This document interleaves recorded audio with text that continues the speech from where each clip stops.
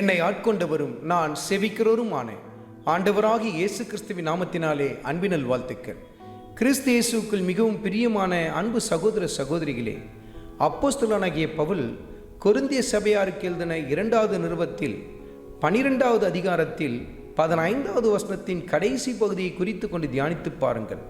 நான் உங்கள் ஆத்துமாக்களுக்காக செலவு பண்ணப்படவும் விரும்புகிறேன் என்று சொல்லி எழுதப்பட்டிருக்கிறது நீங்கள் பார்க்க முடியும். அப்படி என்றால் என்ன?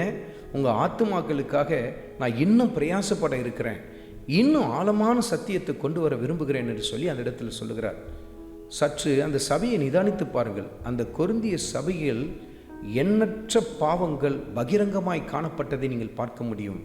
விபச்சாரமும் வேசித்தனமும் வெளியரங்கமாய் அந்த இடத்தில் காணப்பட்டது. அது அந்த இடத்தில் ஊழியம் செய்த அப்போஸ்தலனாகிய பவுலுக்கு மிகுந்த மனவேதனையை கொண்டு வந்தது. அதனால் அவர் தளர்ந்து போய் விட்டாரா? சோர்ந்து போய் விட்டாரா? எவ்வளோ பிரசங்கம் பண்ணியிருப்பேன், எவ்வளோ ஜெபம் பண்ணியிருப்பேன், ஆனால் இப்படிப்பட்ட நிலையில் அந்த ஜனங்க இருக்கிறாங்களேன்னு சொல்லிட்டு அவர் பின்வாங்கி போய் விட்டாரா? அவர் தளர்ந்து போய் விட்டாரா? இனி இந்த ஜனங்களுக்கு ஊழியம் செய்வதில்லைன்னு சொல்லி விலகி விட்டாரா? இல்லை, இன்னும் அதிகமாய் உங்கள் ஆத்துமாக்களுக்காக நான் செலவு பண்ணப்படவும் விரும்புகிறேன் என்று சொல்கிறார். கர்த்தருக்கு ஊழியம் செய்கிற அருமையான ஊழியக்காரிகளே, நீங்கள் கர்த்தருடைய வசனத்தை மிக ஆழமாய் உங்களுடைய சபையில் பிரசங்கித்து கொண்டிருப்பீர்கள். ஆனால் உங்கள் சபையில் பல அலங்கோலங்களை நீங்கள் பார்த்து கொண்டிருப்பீர்கள். கர்த்தருக்கு பிரியமற்ற காரியங்களை பல பேர் துணிந்து செய்கிறதை நீங்கள் பார்த்து கொண்டிருப்பீர்கள். அதனால் சோர்ந்து போய்விடாதிருங்கள், தளர்ந்து போய்விடாதிருங்கள்.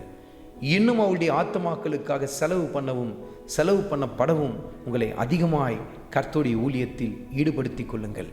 இன்னும் நான் இவர்களுக்கு அதிகமாய் ஜெபிக்கப் போகிறேன், இன்னும் அதிகமாய் கர்த்தருடைய சத்தியத்தை நான் இவர்களுக்கு அதிகமாய் சொல்லப் போகிறேன்.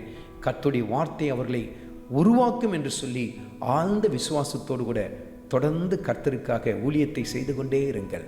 நம் ஆண்டவர் ஏற்ற வேளையிலே நம்முடைய கண்கள் கண்டு ஆச்சரியப்படத்தக்கதான மகிமையான மாற்றங்களை கொண்டு வருவார். ஆண்டவராகிய இயேசு கிறிஸ்துவின் கிருபை உங்கள் அனைவரோடும் கூட இருப்பதாக. ஆமென்.